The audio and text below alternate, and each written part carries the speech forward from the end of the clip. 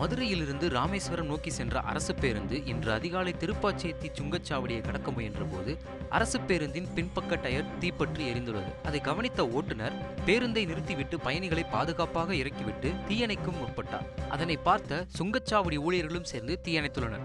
பின்பு தீயணைப்பு துறையினருக்கு தகவல் கொடுக்கவே விரைந்து வந்த தீயணைப்பு வீரர்களும் பேருந்து டயரில் எரிந்த தீயை சேர்ந்து அணைத்துள்ளனர். அதிர்ஷ்டவசமாக யாருக்கும் எந்தவித பாதிப்பும் இல்லாமல் ஓட்டுநர் மற்றும் நடத்துனர் துரித நடவடிக்கையால் பயணிகள் காப்பாற்றப்பட்டனர். இச்சம்பவம் இப்பகுதியில் பெரும் பரபரப்பை ஏற்படுத்தியது. தற்பொழுது இது குறித்த வீடியோ சமூக வலைதளங்களில் வைரலாக பரவி வருகிறது.